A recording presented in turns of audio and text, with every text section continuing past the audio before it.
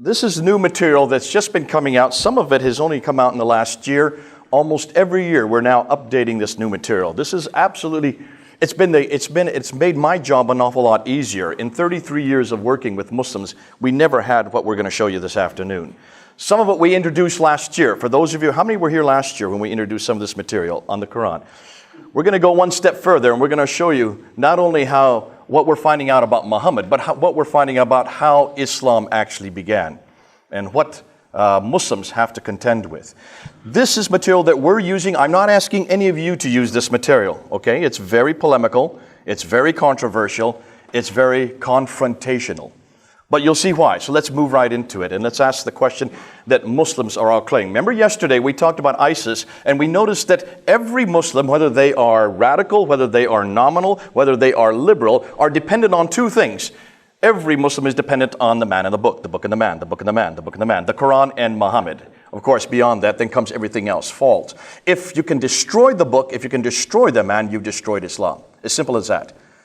And I would suggest we start from the same paradigm as Christians, do we not? We're also dependent on a bigger book, a better man. And that's why it's very important that these questions have been thrown against us. Much of what I'm going to introduce today, we're talking about historical criticism, redacted criticism, source criticism, literary criticism. All of these have been applied against our Bible and against Jesus Christ. And it decimated the church back in 1905. We have now done our homework, thanks to the British, who have stolen an awful lot of the material to put it into one place called the British Museum. We can pretty well now support much of the biblical narrative. And that's the great thing about it. We have passed this test with the Bible and with Jesus Christ. Islam is just beginning to have that done to it. And this is what we're going to introduce today. So if the book and the man is the most important thing, Muhammad and the Quran, what do we know about Muhammad? This is the classical account that you've all been told. As long as you've been going to school, this is what you're told all the time. That he was born in 570, received his revelation in 610. For the next 12 years, he received the Meccan surahs. Then he moved to to Medina in 622, called the Hijrah. He then received another 10 years of revelation from 622 to 632. Died suddenly in 632. When he dies, Abu Bakr takes over, then comes Umar after him, then comes Uthman, and then comes Ali. And that's the Rashidun era. That is the 40-year period from 624 to 661 that all Muslims want to get back to. That's what ISIS wants to get back to. That's the period known as the golden period of Islam. And that's the environment that they would like to take us back. Now, that story, and all, I'm just giving you the bare skeleton. Everything that you know from 570 up until 661, you would assume comes from people that were actually living at that time, right? You would hope it was coming from people that actually lived, certainly in that century.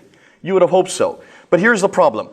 Everything that we know about this period of time does not get written down till this period of time. Let me just put it onto one graph so you know what I'm talking about. So everything we know about how Islam began, who Muhammad was, where he was born, all the revelations and all how the Quran was put together, does not get written at all during the 7th century, doesn't get written down during the 8th century. It starts to get written down with a man named Ibn Ishaq in 765. We don't have any of his material. We're dependent on this man, Ibn Hisham. So it's not till 833 that we get the first reference, the first biography of this man named Muhammad, or how Islam began. That's 200 years after the fact. Does that bother any of you? The first time we get any of his sayings, the hadith, are not written down till this part here, Al-Bukhari, 870. That's 240 years after the fact. Does that bother you? It should bother all of you. Because none of these people were living at this time. They never were in that same century. They weren't even in Arabia. They were living in what is today Iran and Iraq. Hundreds of miles away and hundreds of years distant. And then the tafsir and the tahriq, which come after that, which would be the commentaries, they don't get written down until Al-Tabari puts them down, and that's the 10th century. So what we know that's happening in the 7th century doesn't get written down till the 9th and the 10th century, 200 to 300 years later. Now, we know that Jesus, we know pretty much quite a bit about him. We know what he did, we know what he said, because they were written down almost immediately. Within 40 to 60 years of his death, we already have the 4 Gospels. That's the Sirah of Jesus. That would be the biography of Jesus, written by Matthew, Mark, Luke, and John. That's also the Hadith of Jesus, the sayings of Jesus, which would be the red letter part of the Gospels, written by Matthew, Mark, Luke, and John. We would have the commentaries, which would be the letters of Paul, written within 15 to 30 years of Christ, and 20 years of Christ's death. And then you have the Tahriq, which would be the histories of the early church, the book of Acts, written between 52 and 62 AD, within 20 to 30 years of Christ's death. So everything we know about Jesus historically, we can pretty well know that the people that wrote it either were living at that time, knew him personally, like John and Matthew knew him personally, or got it from those who did know him, got it from the eyewitnesses. Can you see the difference? When you do a comparison, all that we know about the emergence of Christianity, who Jesus was, what he did and said, comes within 50 to 60 years after Christ's death. For that of Islam, all we know about who Muhammad was, how it began, what the Quran was, and all that comes from 200 to 300 years. Now, why haven't we been told that? And you need to ask this question, because everything you're going to hear about Muhammad, just ask one simple question. Where'd you get that story from? Did it come from the time, even the century where he lived? All right, let's move on. The scholar's concerns is this: why did it take so long to write it down? Were these people not literate? Listen, by 652, after 10 years of Muhammad's death, within 10 years of Muhammad's death, Basra, Baghdad, Damascus, Jerusalem, and Cairo were under Arab control. You notice I'm not saying Muslim, I'm saying Arab.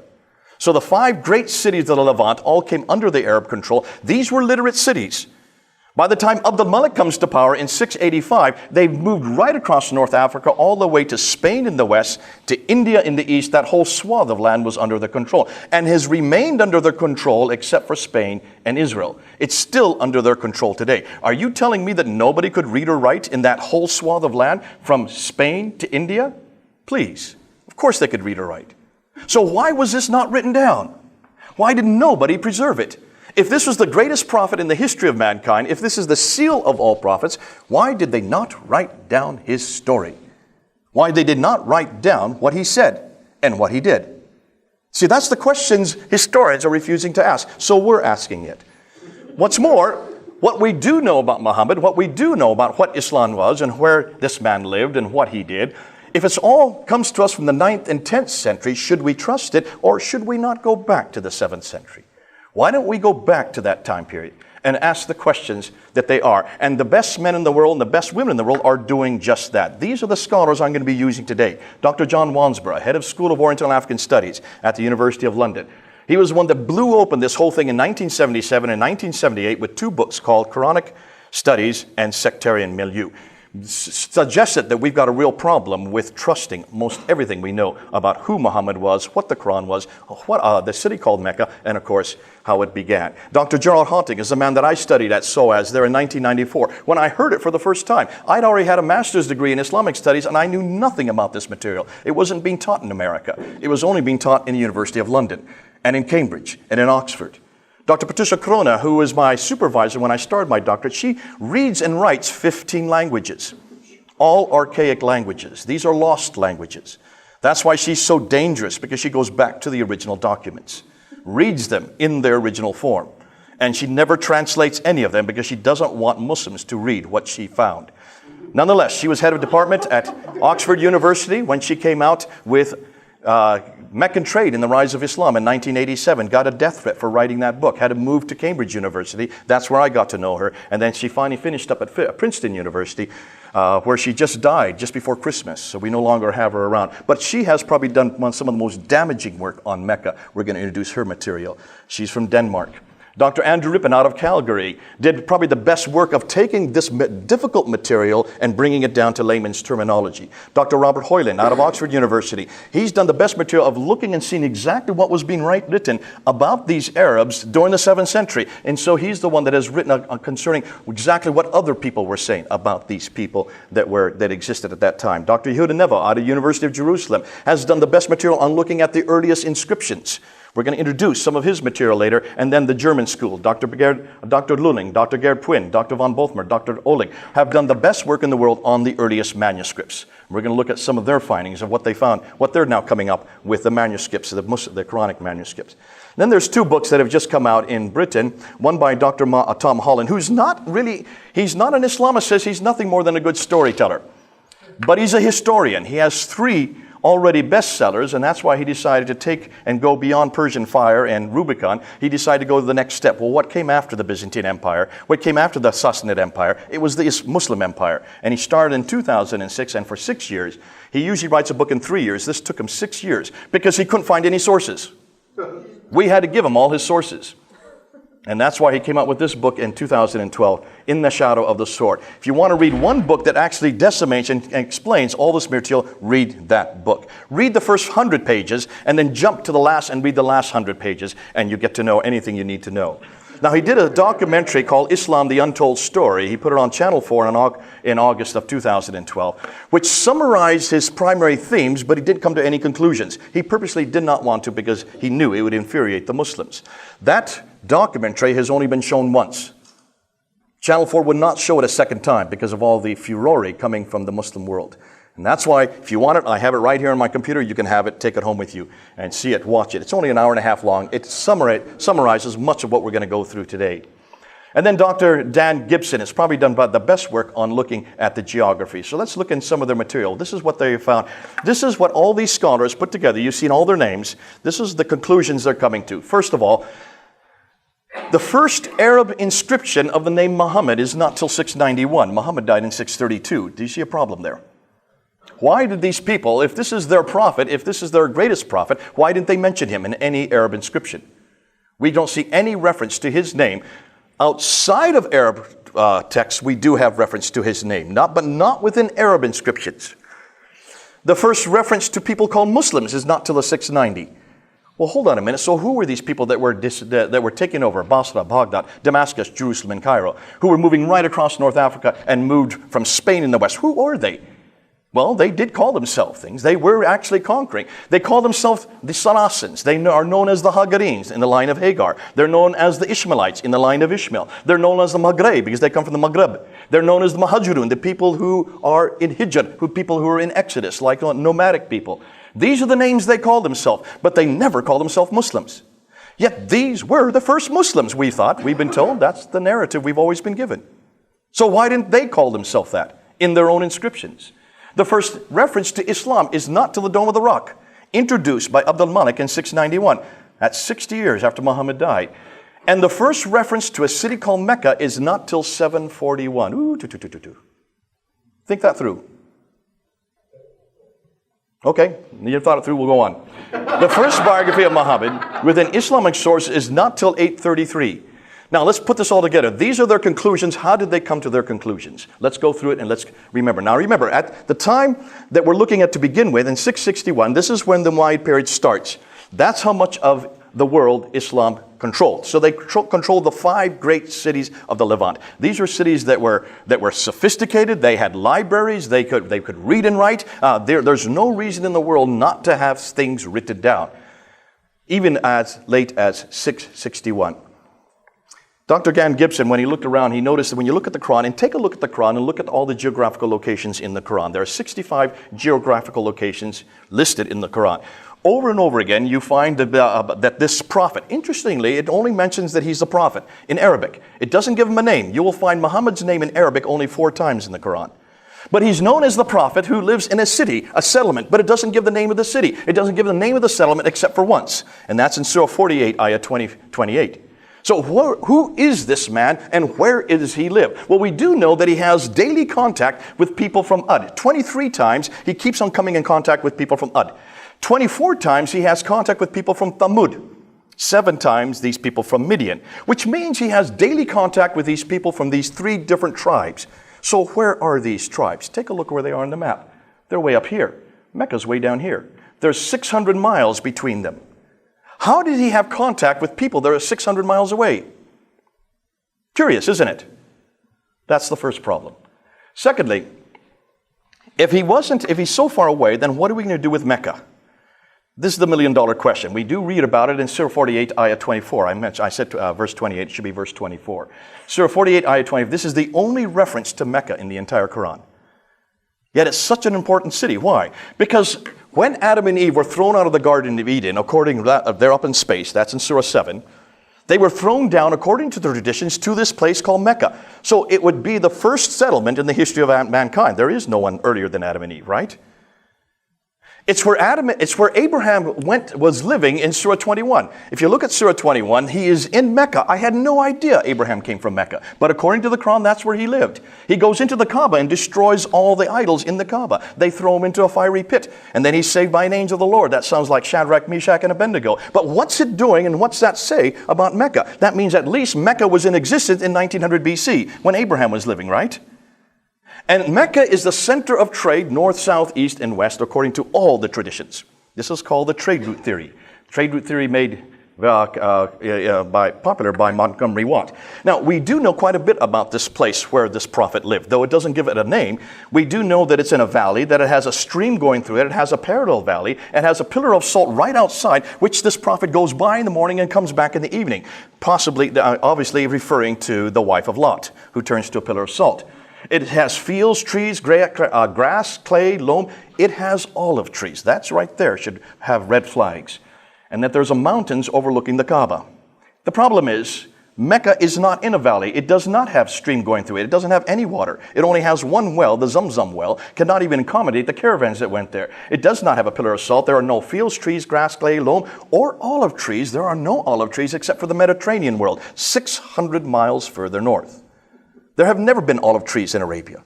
So you can see there's a problem here. Because wherever this place is, it cannot be Mecca. So, what do we know about Mecca? I've just told you all that, so we'll go beyond that. You can come back to that. Those are all the things I just mentioned. Take a look at a map from the 7th century. This is a Byzantine map of the trade routes. Where is Mecca on that map? You notice? If it's the center of trade, if it's one of the greatest cities in the history of mankind, if it's the oldest city in the history of mankind, why is it not on any map? That's just a Byzantine map from the 7th century. Take a look at this map. This is the trade route. Again, look or see where Mecca should be. Mecca should be right there. It's not on this map either from the 7th century. But look at what is at the center of trade. We'll come back to that. Dr. Patricia Corona noticed this, and of course she was curious because she looked at this map, which is from the 7th century, and she noticed that all the trade would have come from India over here and China over here, and would have come right up through the Persian Gulf to get over to the Mediterranean world. The problem was the Sassanids here were warring with the Byzantines here. For 200 years they warred back and forth between the 5th, 6th, up to the 7th century, which shut down the trade going through here. It had to be redirected across the Arabian Sea down to Aden right there. And then from Aden it went right across, up across the western plateau of Arabia, from Aden going up to Najran, Sana, up to Taif, down to Mecca according to the traditions, back up to Yathrib, to Tabuk, Khaybar, and then on up to Gaza. Now, my 10-year-old son saw a problem with that. Let's see if any of you can see a problem. Those of you here last year, don't mention it. What problem do you see with that theory right there?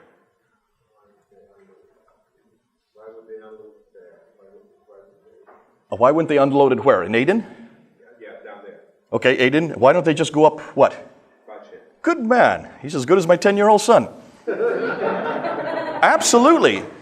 It's a no-brainer. If you're already on board ship and you've come off the west coast of India, why in the world would you take it across the Arabian Sea, unload it at Aden, go 1,250 miles overland, when you know that a ton of goods for going only 50 miles by land is the same price as going 1,250 miles by sea? That's why we do everything by sea today. Even today in the 21st century, we send everything by ship. So why didn't they keep it and go right up the Red Sea? So Dr. Patricia Corona, reading and writing 15 languages, goes back and decides to investigate from the 1st, 2nd, 3rd, 4th, 5th, 6th, 7th century, reading the original documents to see if this was true. And guess what she found? All the trade was maritime. None of it went through Arabia. There was no Arab name anywhere on any of the trading documents here on the West Coast. All the names that she could find came from here, Eritrea, Africa. They were the ones that loved to go on boats. The Arabs hated boats. That's why you don't see any ports on the western side of Arabia. They were all camel herders. They were people that were nomadic. They were desert nomadic people. That's why there was no maritime trade with any Arab names. So this whole trade route theory suddenly was up in question. And then she looked at it a little more carefully, and if you notice, I don't know if you can tell, but when it gets up to Taif here, it then goes down off the western plateau to get down to Mecca, 1,000 meters, and then it has to go back up 1,000 meters to get back up to Yathrib. Mecca's not even on the trade route. The Arabian existing trade route, it's not even on that trade route, she noticed. Why had no one noticed that? For 1,400 years, no one picked that up. She picked it up and wrote a book about it. And she just destroyed any notion of any trade route because she just quoted reference after reference. She found that here in Ctesiphon, which is now today Baghdad, that's the archaic name for Baghdad, they came down here to Yathrib, which is now Medina, and they found silver. They had silver mines there, and they went down to Taif, and they talk about going down to the south. No reference to any place called Mecca. Couldn't find any reference to Mecca. None. None at all until 741. 741 is the first reference she could find for Mecca. It's in the Apocalypse de Pseudo-Methodius Continuato Byzantia Arabica. Muhammad died in 632. Can you see the problem? That's over 100 years later. Obviously, there is a problem with Mecca. We just don't have any reference to it. Look at modern day Mecca. Look what they're doing now. The fourth largest building, tallest building in the world. That huge clock tower, that is 45 feet across, that face of that clock tower. They're going to make it Meccan Mean Time. They are now transforming Mecca. They've designed it very similar to Big Ben, and they want to take Greenwich Mean Time and bring it over to Meccan Mean Time, MMT, instead of GMT.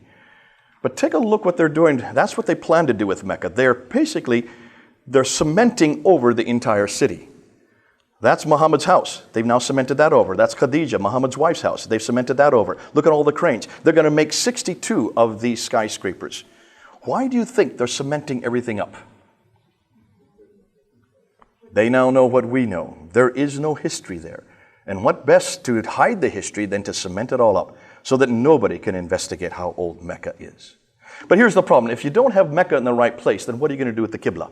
See, the Qibla is the direction of prayer. Every Muslim knows exactly where to pray every day, 5 times a day. Doesn't matter where they are in the world, they always pray towards Mecca. Am I correct on that? The Qibla is sacrosanct. Every mosque you go into, you'll see a mihrab. It's designed, it is pointing towards Mecca. I was on the airplane there with Malaysian Airlines before it got shot down. And as we were flying across the waters, you could see on a television screen the Qibla change as we were moving. So any Muslim could get up off their seat and do the prayer at any time in the right direction. So that's why the Qibla is absolutely important, because we do know that the Qibla has always been directed towards Mecca since 624. According to the Quran, in Surah 2, Ayah 143, it says very clearly that the Qibla was pointed towards Mecca since 624. You want to find where Qibla is today, you can go and get these apps on your phone. That's my hotel room there in Kuala Lumpur, and there you can see where the Qibla was on my hotel room. Surah 2, 134, 43, 145 gives the direction of Qibla as Mecca. Now, back in 1905, Dr. Fehervadi and Dr. Creswell were actually going through that part of the world looking for the oldest mosques they could find and digging down to the original floor plans. They went to the Wasit Mosque and the Kufa Mosque, which is in today Iraq. And they went into the Fustat Mosque, which is just outside of Egypt, outside of Cairo in Egypt. When they dug down to the original floor plans of both the Wasit and the Kufa Mosque, they noticed the Qibla was facing straight west. It should have been facing south. When they went to Fustat, they noticed it was facing straight east. It should have been facing southeast. There's Wasit, there's Kufa, there's Fustat. They were all facing this way. They thought in 1905 that they were facing Jerusalem. They were wrong. They were off by 3 to 5 degrees. We can't blame them. That's pretty close. Nonetheless, why were they facing that direction? Well, Dr. Dan Gibson wanted to find this out. Now, he'd been living in the Arabian Peninsula. He'd been there for 20 years. His father was an archaeologist. His grandfather was an archaeologist. So he wanted to find out, what can we do with this Qibla? But he was there, learned the language, and he moved all over the Middle East and decided to take pictures from space using satellite technology onto the original Qiblas, because many of the mosques today have been destroyed and rebuilt many times. So he wanted to look to the original floor plans. By doing that, he needed to find where the original enclosures are. You can only do that from space. Look what he found. The Great Mosque in Guangzhou in China, built 630. Look where it's facing. It's facing Petra, not Mecca. The Humayma Mosque in Jordan, it's facing Petra, almost completely opposite from Mecca. The Great Mosque of Baalbek in Lebanon, it's facing Petra, not Mecca. The Great Mosque of Sana'a, now we're in Yemen. Look at the date, 705. Muhammad died in 632. The Qibla was canonized in 624. So now we're a good 75 years later, it's facing Petra, not Mecca. The Al-Aqsa Mosque, this is interesting because there you have the Al-Aqsa Mosque and there you have the Dome of the Rock. The entire citadel, including the Dome of the Rock, built in 691. The Al-Aqsa Mosque built in 709. All of them, the citadel, the Dome of the Rock, and Al-Aqsa Mosque are all facing Petra. And they're still facing Petra today. They're not facing Mecca. The Damascus Mosque built in 709, it's facing Petra, not Mecca. The Anjan Mosque in Lebanon in 714, look at the date now, it's facing Petra, not Mecca. The mosque in Umar Basra in Syria, 720, now we're almost 100 years later, it's facing Petra, not Mecca. As far away as Banbur, finally a mosque in Pakistan is finally facing Mecca in 727. That's the first mosque he could find that finally had the Qibla right. But then the very next year he found one in Syria that was neither facing Petra or Mecca. They were a little confused there. Now this is interesting. Here's the older mosque built in 700 in Amman in Jordan. It's facing Petra. That's built in 700. Look at this mosque here. This is built in 740. It's finally facing Mecca. What happened between 700 and 740? The new mosque is right. The old mosque is incorrect. Something happened between those years. We'll get to that. Back in 743 then, here's another mosque facing back to Petra again. So there's still not uniformity.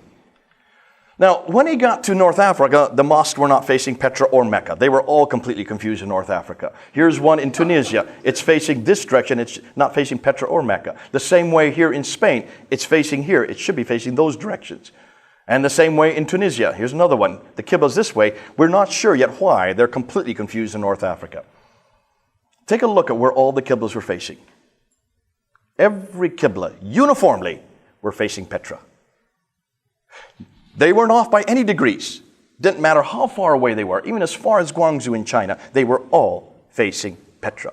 And he noticed that every mosque up until 725 were facing Petra. Between 725 and 822, 12% were facing Petra, 50% were facing Mecca, 38 were point parallel. It wasn't until 822 that all the mosques began to face Mecca. That's 200 years too late. Now, why haven't we been told this? You can see, this is the secret Muslims don't want us to know. Can you see the problems we're dealing with here? Why were they facing Petra? There's Petra right up here. Look and see what it is. It's the center of all the trade. It's the center of the Nabatean kingdom. The Nabatean, Petra is where the tombs and temples of the Nabateans were. The Nabateans are the people that give us Arabic. The Arabic script comes from the Nabatean script. The name Allah is a Nabatean god, Ilaha. Ilaha has a wife named Alat, whose formal name is Al-Uzza. Now, any of you who know exactly what I've just said, Alat and Al-Uzza and Al-Manat? These are the three goddesses. Interestingly, they're not daughters at all. Alat and Al-Uzza is the wife of Allah, which means Allah has a wife. I had no idea. I always thought Allah was one. Surah 6, Ayah 101 says Allah cannot have a consort. Well, then they shouldn't have used Allah, because they've got the wrong God. This is a Nabatean god who has a Nabatean wife, which means this is a pagan god, a polytheistic god, which has nothing to do with the God we see in our Bible. Can you now see, historically, we're now destroying Allah today, but that's not for this lecture, that's for another lecture. Just to show you what we now know about, what we're finding out about the Nabatean era and what we now know about Petra. Guess where the black stone comes from? The black stone that is in the Kaaba today comes from Petra. And it's referred to. Up until the 4th, 5th, and 6th century, it was always the stone that people went to worship. No wonder it's in the Kaaba in Mecca. Take a look. Petra is in a valley. Petra has a parallel valley. Petra has a stream going through it. It has fields, trees, grass, clay, loam. It has olive trees. It is near the Pillar of Salt. If there was ever any Pillar of Salt, it would be up near Petra. Petra has all the items listed above from the Quran and the Islamic traditions. Thus, could Petra be the place they are referring to? Take a look also. Where do you think Ad, Thamud, and Midian are? Ad, Thamud, and Midian, they're referred to 23, 24, and 7 times. These are the tribes all around Petra. But that's 600 miles too far north. Can you see? Something's wrong with the Quran. It's 600 miles from where it should be. So therefore, we know nothing about Muhammad until the late 7th century. We don't have his biography until the 9th century. His city doesn't even be referred to until the 8th century. Thus, much of what we know Muhammad is written down hundreds of years later and hundreds of miles away. It looks like he is nothing more than a later redaction, possibly by Abd al-Malik. Hold that name. You'll see why that's important. So the conclusion, Islam in the Prophet's life as we know it was not derived from the 7th century, but evolved over a period of 200 to 300 years and then redacted back to the Prophet's life and compiled in the 9th century. Now, so what happened? This is a what if. Next year, it may be a totally different what if. Because we're just getting, all this material is now coming in huge droves. So we're updating it all the time. This is what we know in 2016. May of 2016. To make sense of all this, we need to go back to Abd al-Malik. Remember, the Arabs had now taken over Basra, Baghdad, Jerusalem, and Cairo. They have now moved right across North Africa, decimated the church there, moved all the way from Spain in the west to India in the east. That whole swath of land was under their control. But they could not run the cities because they were nomadic people. So who ran the cities for them? We know very well that the Arabs stayed outside the cities in garrison towns. They used, therefore, their cousins who came from Abraham. Who were the cousins? The Jews and the Christians. They were the literate people. They were the academics. They were the ones that could run cities, and they became what they call maulis or mawalis, which would be like indentured servants. So they ran the cities. For 40 years that worked. But by the time Abd al-Malik comes to power, he is the great king. He is the son of Marwan himself, who brings in the Marwanid family of the Umayyad Caliphate. That starts in 680. He comes to power in 685. He now realizes that everything they're dependent on is from a Judeo-Christian standpoint, because the Jews and the Christians have a prophetic line, don't they? That's from the line of Isaac. The Arabs don't have that prophetic line, but they're in power. They have no identity. How do you therefore get an identity? Well, you've got to have an Arab prophet. So who do you do? What do you do? Well, the first thing you do is to get that identity, you start to create your identity. And we can see this on the coins. Go to the British Museum and look at the numismatic sections, and you will see that the coins there, the Byzantine coins, were taken by the Arabs, and they were just copied. So here you have the Byzantine emperor with 2 of his retainer. They put the caliph with 2 of his retainer. I didn't know that caliphs could have images. Does Islam allow images? So this obviously was before imagery was considered to be haram. Can you see the problem? This is not Islamic. This can't be Islamic if you have images of your caliph. On the back side, the Byzantine cross is repeated. They've just taken the cross piece off, but they keep the Byzantine cross there. Abd al-Malik comes to power, and he has his image right there on the coin with the Byzantine cross. He then takes that off in 691. After he's been in power for 6 years, he then changes everything. Now, Abd al-Malik, if you know anything about Abd al-Malik, he is known as the great Arab reformer. He is the one that introduces Arabic as the international language. He is the one that introduces Arabic on all the coins, takes the images off and introduces the Arabic script. And look and see what's on the coin. The Shahada. There has been no reference to the Shahada earlier than this. We don't know of any Bismillah on any documentation prior to 691. He introduces it on the coins. There is no God but God, and Muhammad is his prophet. That's where it's first introduced on that coin right there in 692. But before that, he does something even more spectacular. He builds the Dome of the Rock. But hold on a minute, why would he build the Dome of the Rock in Jerusalem? Shouldn't he build it down in Mecca? But he's not in Mecca. There is no Mecca. We have no reference to Mecca. Well, what about Medina? Well, he's not down there either. So where is Abd al-Malik? He's way up in Damascus. Why so far north if he's from Arabia? See, why are people not asking these questions? You need to ask the historical questions. So he's up in Damascus, but he knows that his identity is in contradistinction, is in opposition to the Judeo-Christian identity. His problem is the Byzantine Empire. So what does he do? He goes to Jerusalem, which is the seat of Christianity, the seat of the Byzantine Empire, where they have their holiest building, which is the Holy Sepulchre right there. And he builds his building across the valley and higher up. He puts it higher than the Holy Sepulchre across the valley, and he has it pointing towards Petra. As if to say, we are now the new empire. We now have our new prophetic line. Because what does he do inside the Dome of the Rock? Well, if you look at the Dome of the Rock today, that's not the Dome of the Rock that was originally built. That has been destroyed and rebuilt 11 times. What you're looking at is the facade from 1876, a little over 100 years old. It's a very new facade. To know what's in the Dome of the Rock, you need to look and you need to go into what they call the inner ambulatories. These two circular, that's the only original part of the Dome of the Rock that still exists today. And when you look at those inner ambulatories, you need to look at the Arab inscriptions that are up there, because that's the Arab inscription that expose everything. Now, if you were to go to any Muslim and ask him why the Dome on the Rock is important, they'll say it's the third most holy shrine, because this is where Muhammad was flown to on the back of the winged horse from Medina from Mecca up to Jerusalem, and then he went up to the seven heavens there at the rock. He went up to the seven heavens, met Allah, was told to pray 50 times a day, came down to the fifth heaven, met Moses, and he bounced back and forth between Allah and Moses and got the prayers down from 45 to 35 to 15 to 10 down to 5 prayers. Once he got 5 prayers, Moses, that's enough. So he heads on back down to this place, and then he flies on back to Mecca. So that's known as the Miraj. That's the story, the Miraj.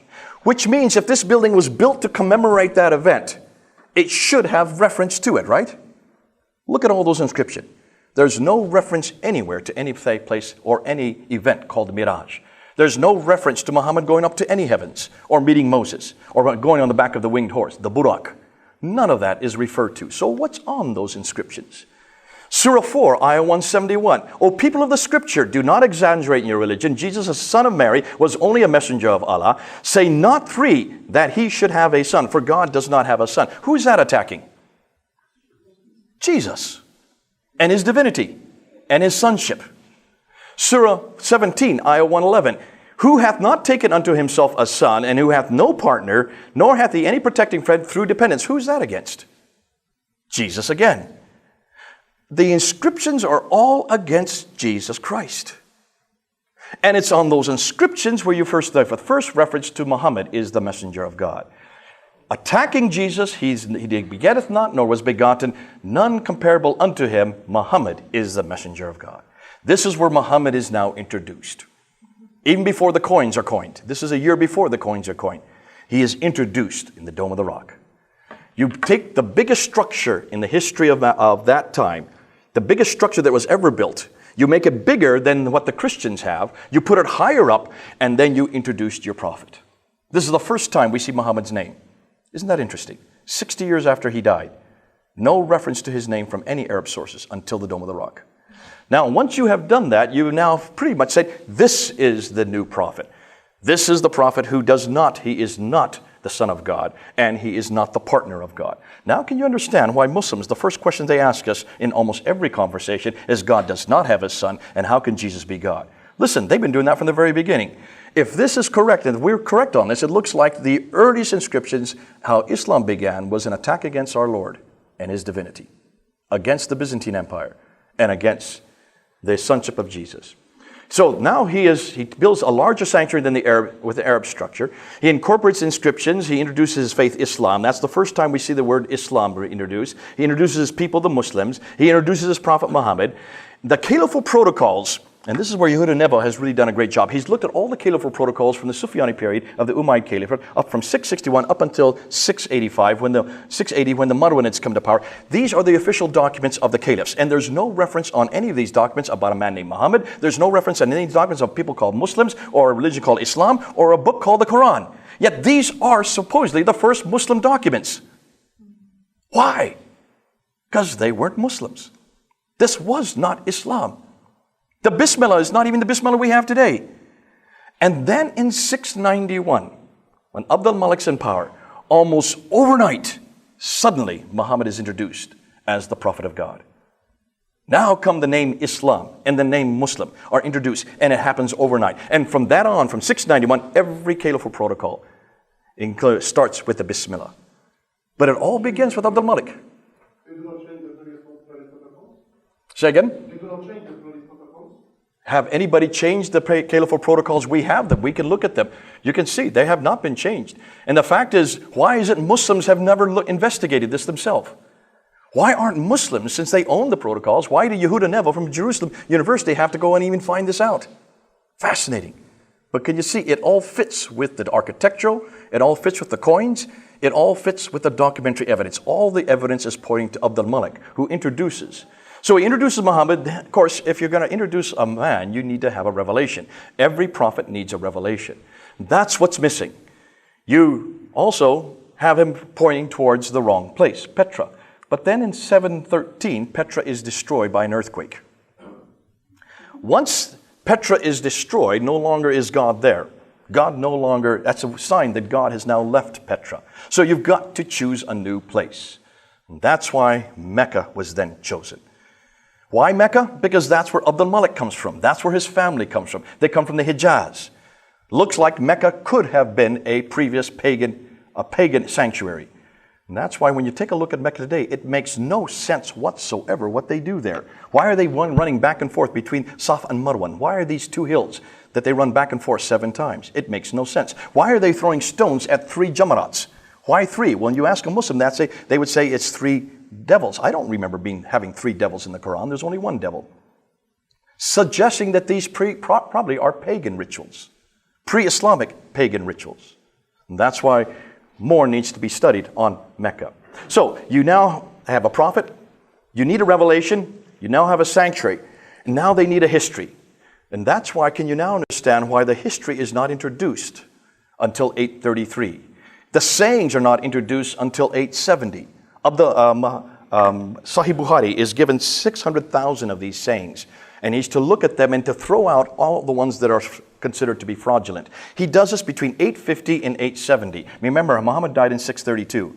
So for 20 years, he whittles away, and he throws out 98% of it and only retains 2%. He only retains 7,397. From 600,000, he whittles it down to 7,397.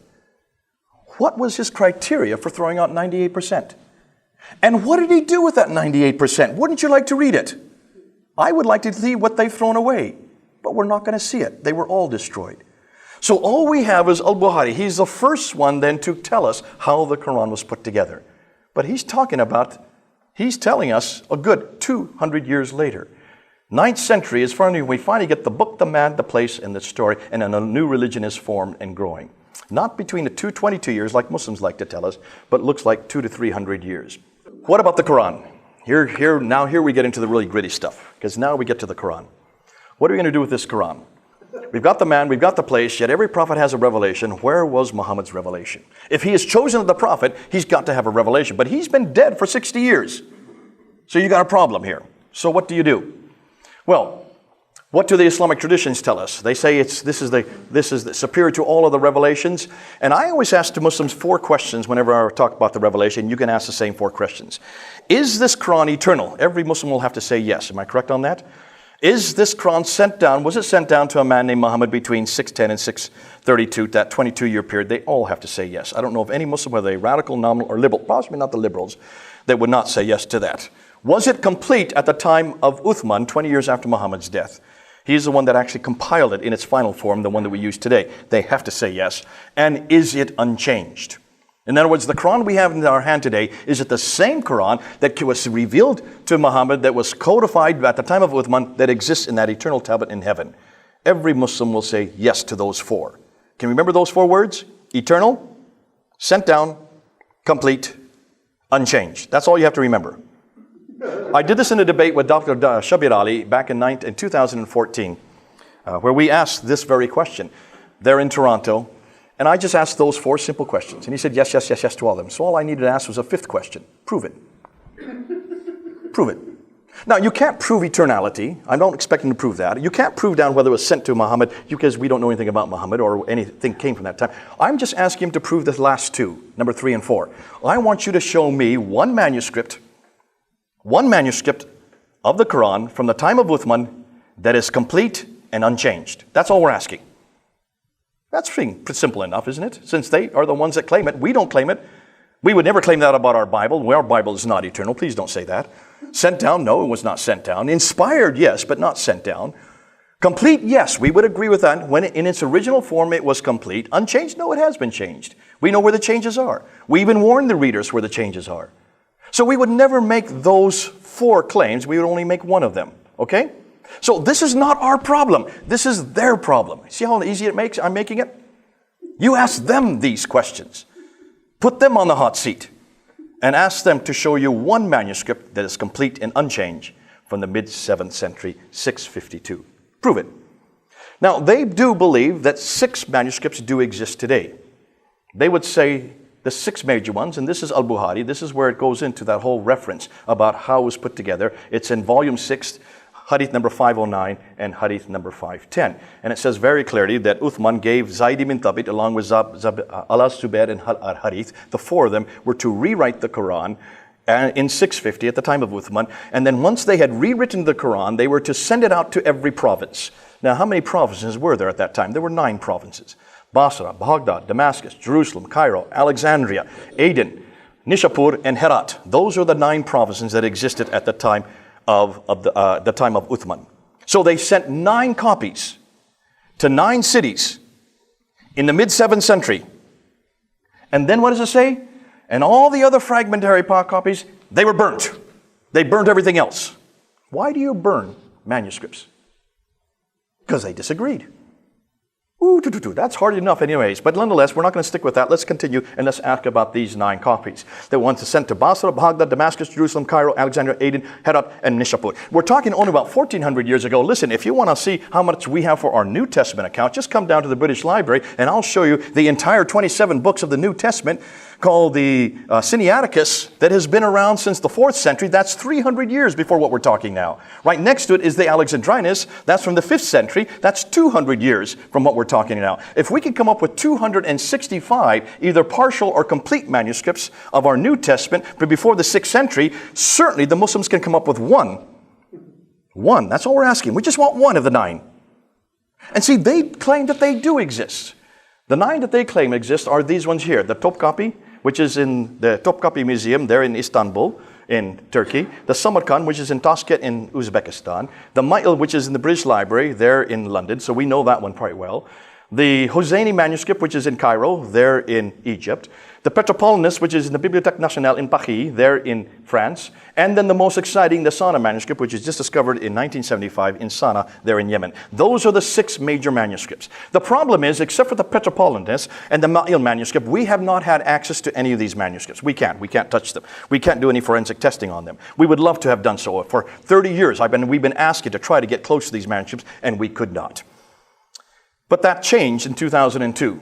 2 Turkish scholars, Dr. Ekmelin İnsanoglu and Dr. Tahir Atakuluç, finally were given access for 5 years. And from 2002 to 2007, they were able to look at these 6 manuscripts and come up to their conclusions. Now, their conclusions are written right here. We have their entire book. It's 1,000 pages long. This is just the introduction. It's all in English, so you can all read it. All you need to do is read this 83 pages and weep. Because this destroys everything we have heard about the Quran. Now remember, these are the 2 leading authorities in the Muslim world on the Islamic Quranic manuscript. They own the Topkapi. They are the ones that have the best work. They're the only ones that have had access to all 6 manuscripts for 5 years. And this is their conclusion. Let's go through what they're saying. And they're Muslims themselves. They're Muslims themselves. They're from Turkey. What kind of Muslims? I don't know. I'm not going to say they're radical or nominal or liberal, but they are scholars of the first degree. And that's why Muslims have to take them seriously, because they're their own kind. Now, Dr. Ekmelin İnsanoglu says we have no Uthmanic Musaf. There is no Musaf. Musaf means manuscript. There is no codex from the time of Uthman. Not at all. Nor do we have any copies of these Musafs. These Musafs date from a later Umayyad period. The Umayyad period goes from 661 up until 749. The later Umayyad period means they're all 8th century manuscripts. Every one of them, except for one.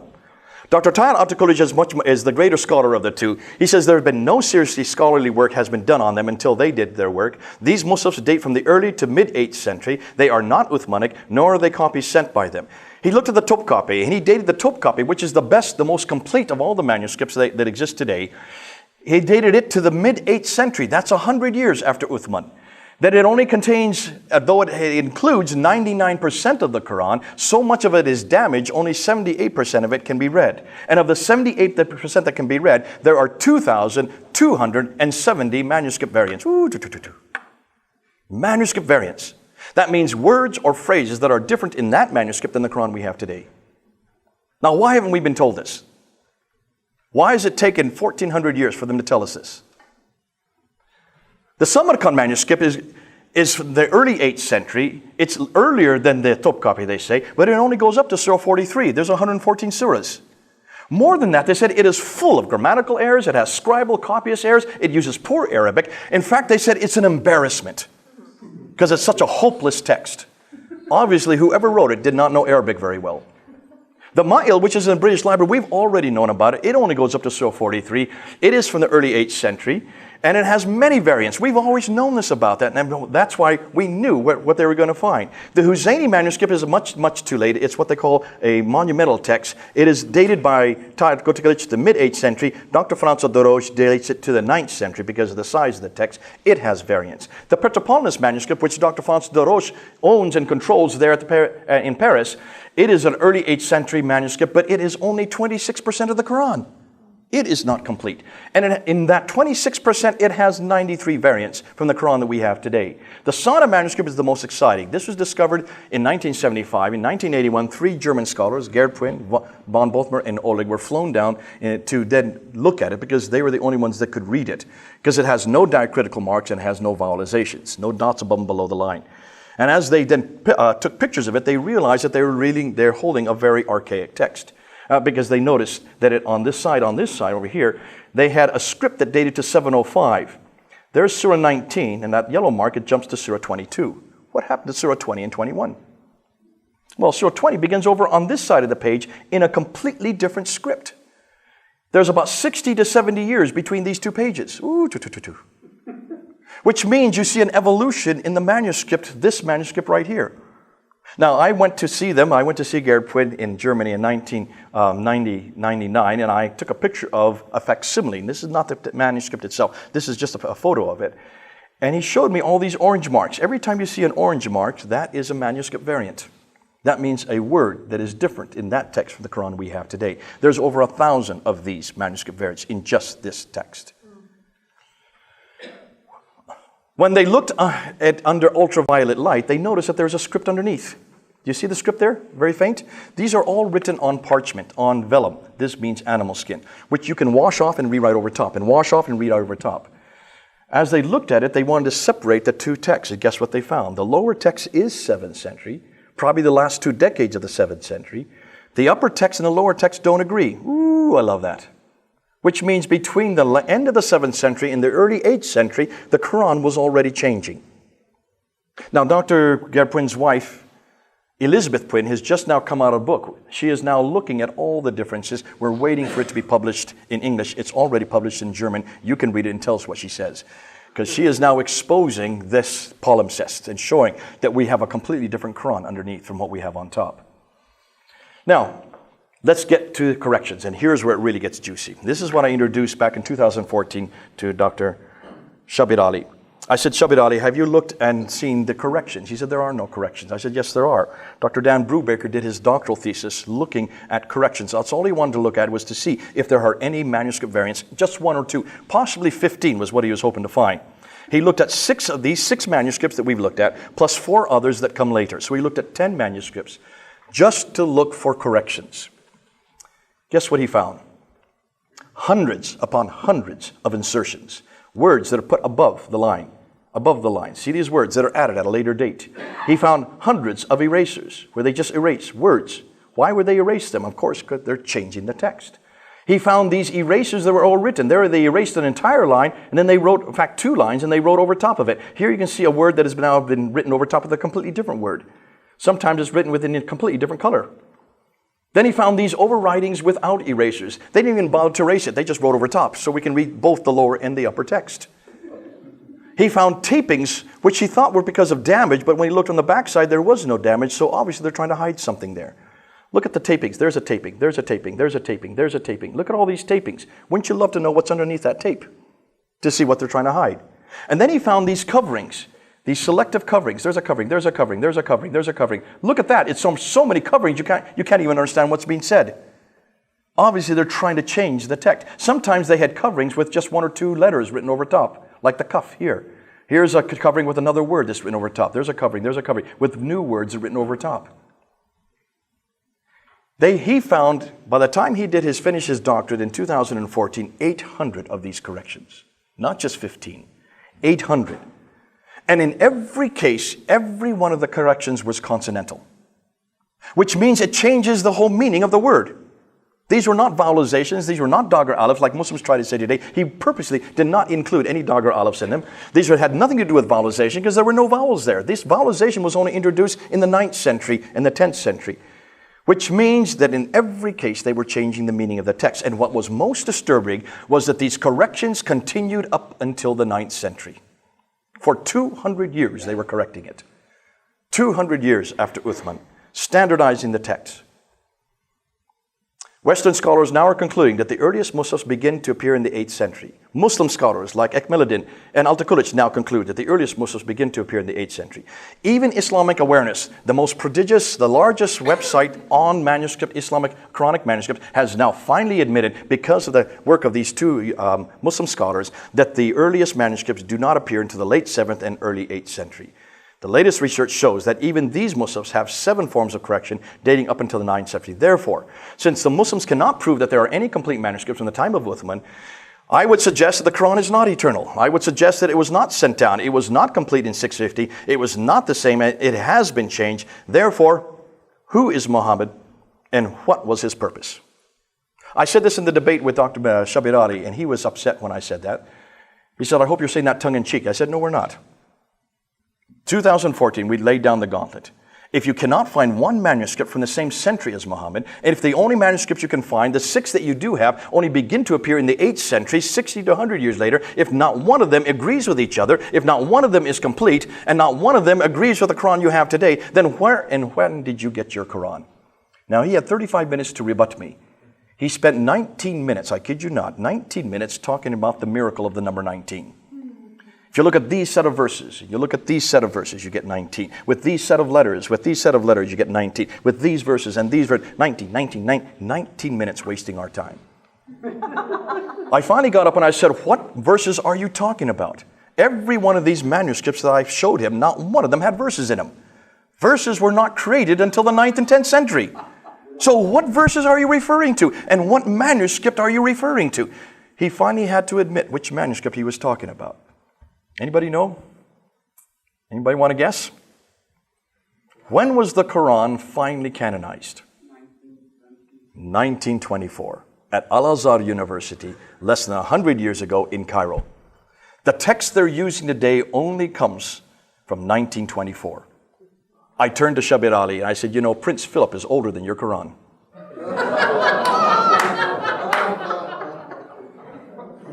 And that's exactly the truth.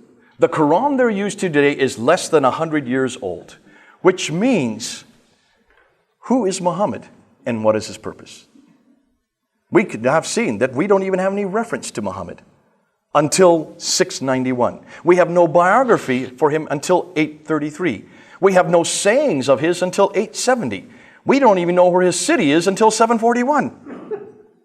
With all this coming together, can you understand now why we're asking these questions and why no Muslim will debate me on this anymore? They refuse to debate me. I lie. Next month I'll be debating in Grand Rapids with a Turkish.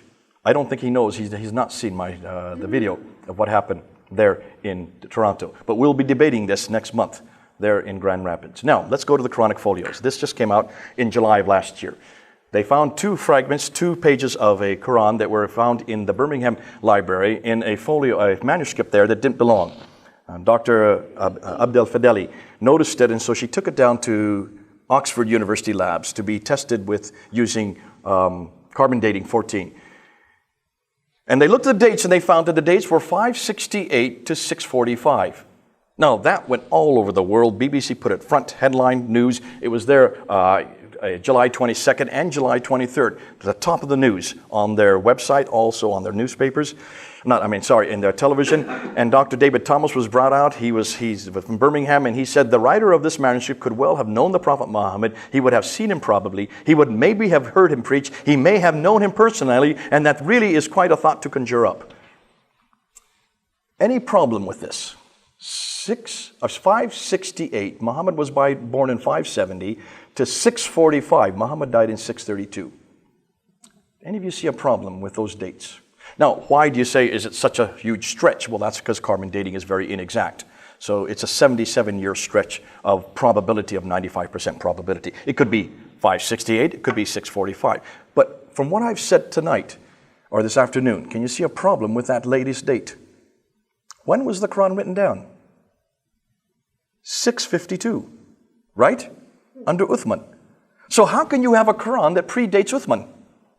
To say nothing of the fact that if it's 568, it predates Muhammad as well. They hadn't bothered to look at the dates carefully enough. But it didn't stop there. See, that's not the only manuscript we have. When you look at carbon dating, it tells you the time that the animal was slaughtered and that the carbon-14 decay of nitrogen-14 begins to form. That's all you do. You're able to look at it. But the Birmingham folios, when you look at it, you will notice that it includes Surah 18, Surah 19, and Surah 20, the two folios that we're looking at that are dated then. When you look at those references, you will see that Surah 18 is about the 7 sleepers of Ephesus. This is not Quranic. This is actually borrowed from other material. That comes from the Gregory of Tours, and there's a Syriac version of it by James of Sarug in 521. So this was around from the 6th century. Surah 19 comes a Syriac work from the Proto-Evangelium of James and Gospel of Pseudo-Matthew from the 3rd century. And of course, the story of Moses, Surah 20, is exactly straight out of our Bible. So all of these predate the Quran, do they not? These are nothing more than borrowed stories. Are you starting to see where we're going with this? What was interesting is they then started looking at manuscripts from Sana. They wanted to look at some of the dates on them. Take a look at all the multiplicity of dates. But what was most damaging is when they started using it in other labs. They went to Lyon lab, they went to Kiel lab, they went to the Arizona lab. The Arizona lab and the Oxford lab are considered to be the best in the world. And look at the dates they found on those manuscripts. 388 to 535. That's even before Muhammad was born. 443 to 599. Muhammad was less than 20 years old when that had the latest date.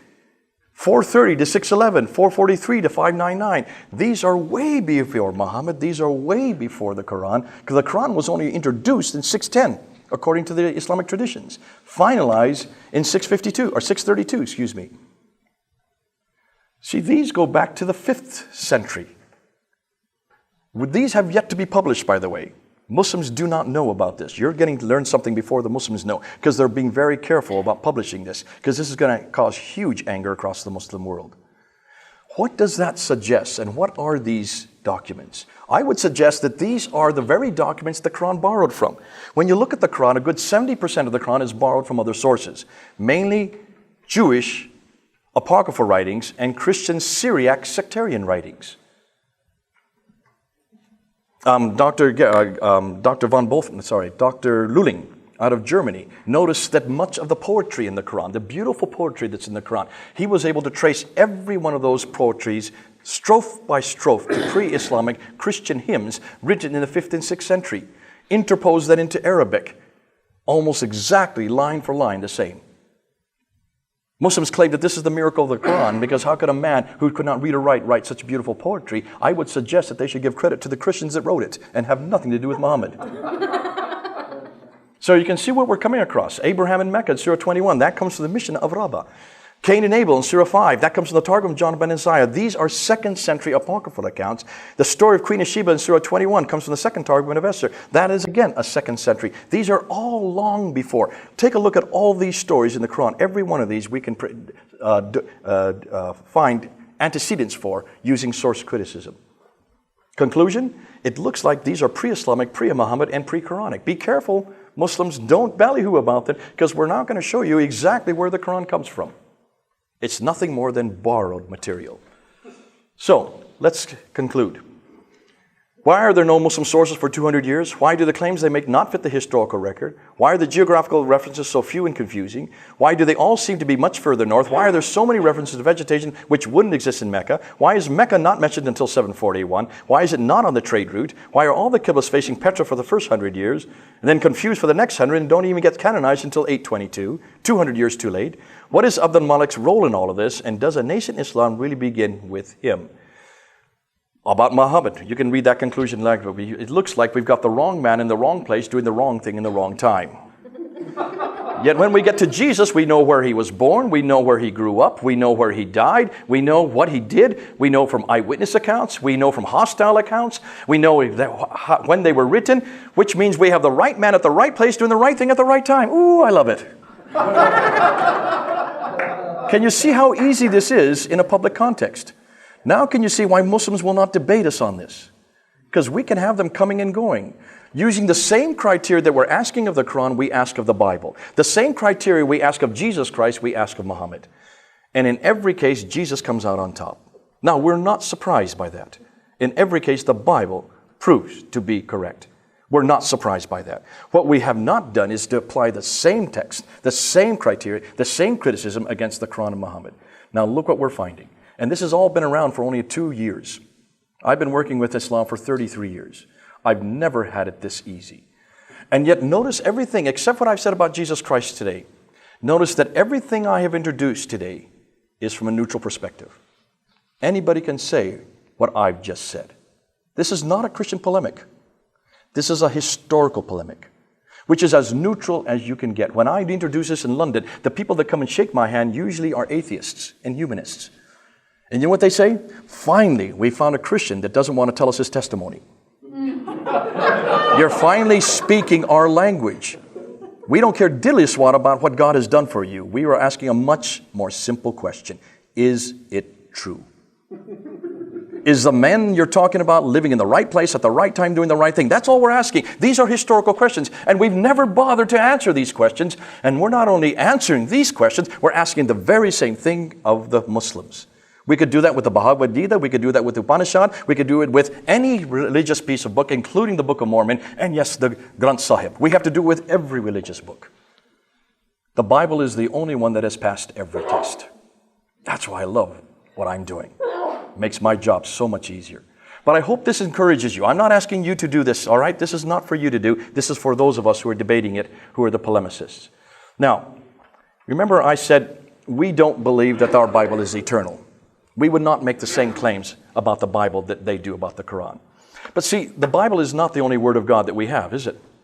John 1:1. In the beginning was the Word, and the Word was with God, and the Word was ho theos, logos. And He took on flesh. So He is the Word of God, is He not? Is Jesus eternal? Yes, He is. Was Jesus sent down? Yes, He was. Is He complete? Yes, He is. Has He changed? No, He hasn't. So the very 4 things the Muslims have to say yes to about their Word of God, we can say about our Word of God. We can bring them home, folks. Everything they want, we've already got. Let's bring them home. Because we can say yes to everyone. We have what they're looking for, and His name is Jesus. Ooh, I love this. That's why it makes it so much easier, because we can then introduce the gospel even in the same critique.